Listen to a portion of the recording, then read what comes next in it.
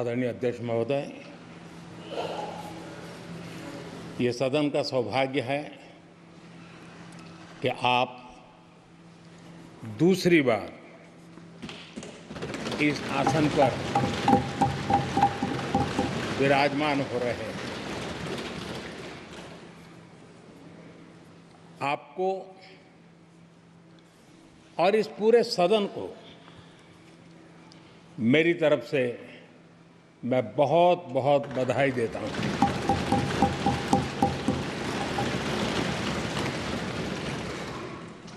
आदरणीय अध्यक्ष जी, मेरी तरफ से आपको शुभकामनाएं हैं, लेकिन इस पूरे सदन की तरफ से भी आपको अनेक अनेक शुभकामनाएं। अमृत काल के इस महत्वपूर्ण कालखंड में दूसरी बार इस पद पर विराजमान होना बहुत बड़ा दायित्व आपको मिला है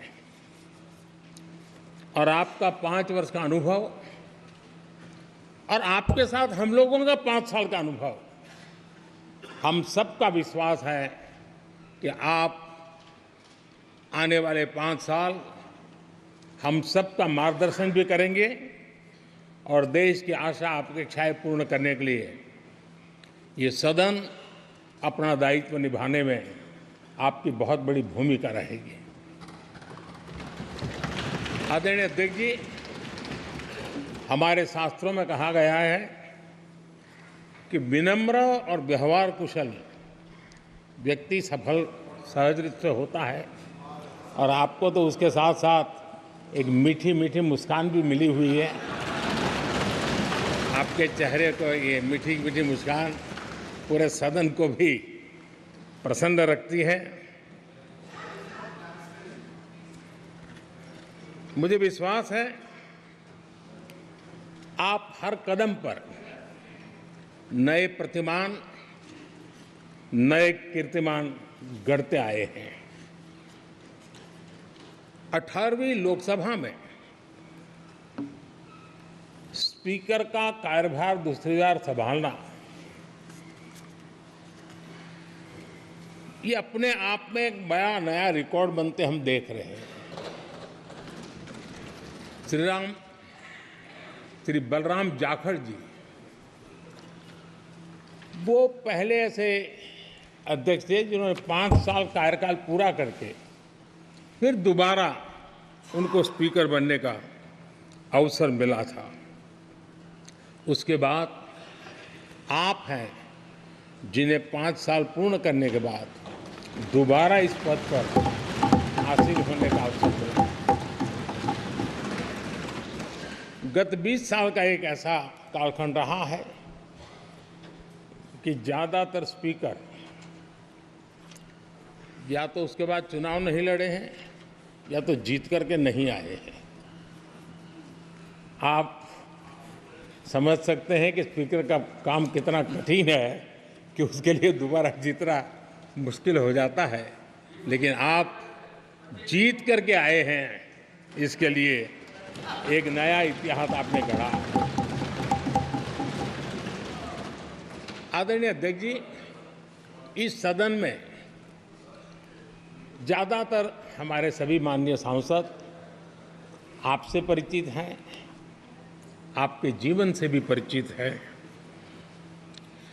और पिछली बार मैंने इस सदन में आपके संबंध में काफ़ी कुछ बातें रखी भी थी और मैं आज उसको दोहराना नहीं चाहता हूं, लेकिन मैं एक सांसद के रूप में और हम सभी सांसद के रूप में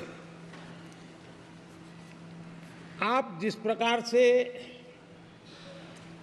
एक सांसद के नाते काम करते हैं, ये भी जानने योग्य है और बहुत कुछ सीखने योग्य है।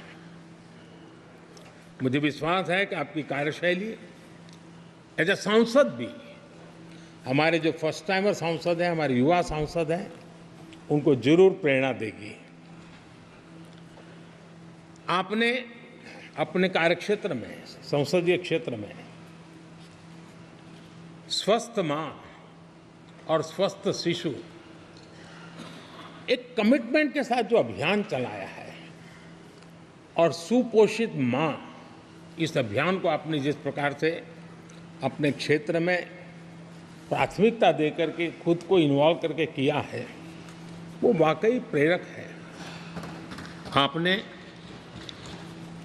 कोटा के ग्रामीण क्षेत्रों में हॉस्पिटल ऑन व्हील्स, ये भी एक मानव सेवा का उत्तम काम, जो राजनीतिक कामों के सिवाय करने वाले कामों में आपने चुना है, वो भी अपने आप में गांव-गांव लोगों को स्वास्थ्य सेवाएं पहुंचाने में मदद कर रहा है।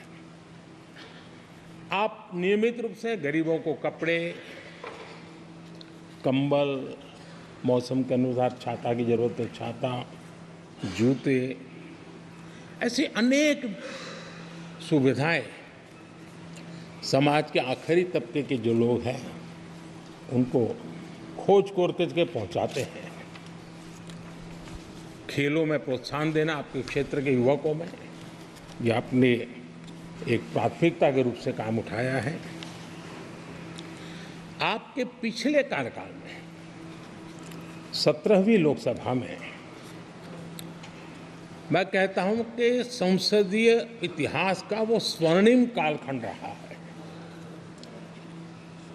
आपकी अध्यक्षता में संसद में जो ऐतिहासिक निर्णय हुए हैं, आपकी अध्यक्षता में सदन के माध्यम से जो सुधार हुए हैं, ये अपने आप में एक सदन की भी और आपकी भी विरासत है। और भविष्य में 70वीं लोकसभा के संबंध में जब विश्लेषण होंगे, उसके विषय में लिखा जाएगा, तो भारत के भविष्य को नई दिशा देने में आपकी अध्यक्षता वाली 70वीं लोकसभा की बहुत बड़ी भूमिका रही है। आदरणीय अध्यक्ष जी, 17वीं लोकसभा में नारी शक्ति वंदन अधिनियम 2023, जम्मू कश्मीर पुनर्गठन विधेयक, भारतीय न्याय संहिता, भारतीय साक्ष्य बिल, भारतीय नागरिक सुरक्षा संहिता, सामाजिक सुरक्षा संहिता, digital personal data protection bill, Muslim महिला विवाह अधिकार संरक्षण विधेयक, transgender persons protection of rights bill, consumer protection bill, direct tax विवाद से विश्वास विधेयक, सामाजिक, आर्थिक और राष्ट्रीय महत्व के ऐसे कितने ही महत्वपूर्ण ऐतिहासिक कानून 17वीं लोकसभा में आपकी अध्यक्षता के अंदर इस सदन ने पारित किए हैं और देश के लिए एक मजबूत नींव बनाई है। जो कार्य आजादी के 70 साल में नहीं हुए, आपकी अध्यक्षता में इस सदन ने इसको करके दिखाया। आदरणीय अध्यक्ष जी, लोकतंत्र की लंबी यात्रा में कई पड़ाव आते हैं। कुछ अवसर ऐसे होते हैं जब हमें कीर्तिमान स्थापित करने का सौभाग्य मिलता है। 17वीं लोकसभा में उपलब्धियां, मुझे पूरा विश्वास है देश आज भी और भविष्य में उसका गौरव करेगा। आज देश अपनी आकांक्षाओं की पूर्ति के लिए भारत को आधुनिक बनाने की दिशा में जब हर तरह से प्रयास हो रहे हैं, मैं मानता हूं कि नया संसद भवन भी अमृतकाल के भविष्य को लिखने का काम करेगा और वो भी आपकी अध्यक्षता में। नए संसद भवन में हम सबका प्रवेश आपकी ही अध्यक्षता में हुआ और आपने संसदीय कार्यप्रणाली को प्रभावी और जिम्मेदार बनाने का कई महत्वपूर्ण फैसले लिए हैं और इसलिए लोकतंत्र को मजबूती देने में मदद मिली है। लोकसभा में हम पेपरलेस डिजिटल व्यवस्था से आज काम कर रहे हैं। पहली बार आपने सभी माननीय सांसदों को ब्रीफिंग के लिए एक व्यवस्था खड़ी की। इससे सभी माननीय सांसदों को भी आवश्यक रेफरेंस मटेरियल मिला। उसके कारण सदन की चर्चा अधिक पुष्ट हुई और ये आपका एक अच्छा इनिशिएटिव था जिसने सांसदों में भी विश्वास पैदा किया। हाँ, मैं भी कुछ कह सकता हूँ, मैं भी अपने तर्क दे सकता हूँ। तो एक आपने अच्छी व्यवस्था को विकसित किया है। आदरणीय अध्यक्ष जी, G20 भारत की सफलता के एक महत्वपूर्ण पृष्ठ है, लेकिन बहुत कम चर्चा हुई है, वो है P20 और आपके नेतृत्व में G20 देशों के जो पीठासीन अधिकारी हैं, स्पीकर्स हैं, उनका सम्मेलन आपकी अध्यक्षता में हुआ और अब तक P20 के जितने सम्मेलन हुए हैं उसमें ये ऐसा अवसर था कि दुनिया के सर्वाधिक देश आपके निमंत्रण पर भारत आए और बहुत ही उत्तम प्रकार के निर्णय उस समिट में हुए और उसने विश्व में भारत की लोकतंत्र की जो प्रतिष्ठा है उसको गौरव देने में बहुत बड़ा रोल अदा किया है। आदरणीय अध्यक्ष जी, ये हमारा भवन ये सिर्फ 4 दीवारें नहीं है।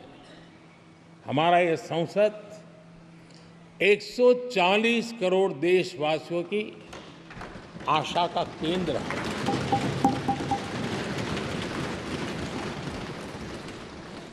संसद की कार्यवाही, जवाबदेही और आचरण हमारे देशवासियों के मन में लोकतंत्र के प्रति जो उनकी निष्ठा है उसको और अधिक मजबूत बनाता है। आपके मार्गदर्शन में 17वीं लोकसभा उसकी प्रोडक्टिविटी 25 साल के हाईएस्ट लेवल पर 97% रही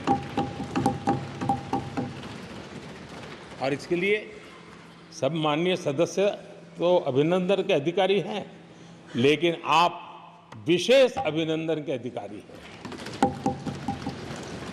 कोरोना जैसे मुश्किल कालखंड में आपने हर सांसद से व्यक्तिगत फोन पर बात करके उनका हाल पूछा।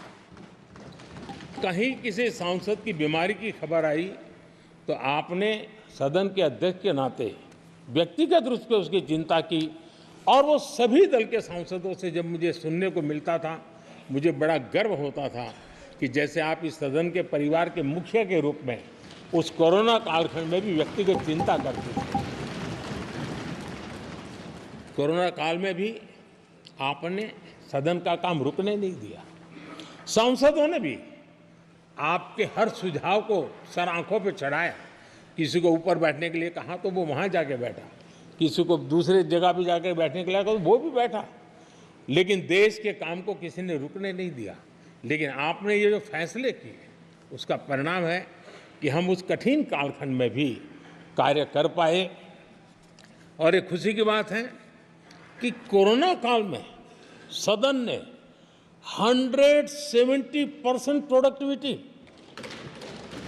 ये अपने आप में दुनिया के लिए एक बहुत बड़ी खबर है। आदरणीय अध्यक्ष जी, हम सब चाहते हैं कि सदन में आचरण, सदन के नियमों का पालन हम सब करें।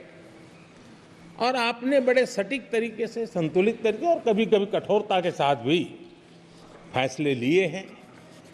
मैं जानता हूं कि ऐसे निर्णय आपको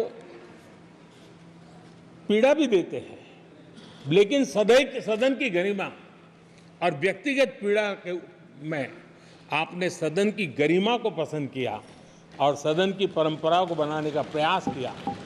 ये साहसपूर्ण काम के लिए भी आदरणीय अध्यक्ष जी, आप अभिनंदन के अधिकारी हैं। मुझे विश्वास है आदरणीय अध्यक्ष जी, आप तो सफल होने ही वाले हैं, लेकिन आपकी अध्यक्षता में ये 18वीं लोकसभा भी बहुत सफलतापूर्वक देश के नागरिकों के सपनों को पूर्ण करेगी। मैं फिर एक बार आपको इस महत्वपूर्ण दायित्व के लिए और देश को विकास की नई ऊंचाइयों पर ले जाने वाले इस सदन की अध्यक्षता के लिए हृदय से बहुत बहुत शुभकामनाएं देता हूं, बहुत बहुत बधाई देता हूं।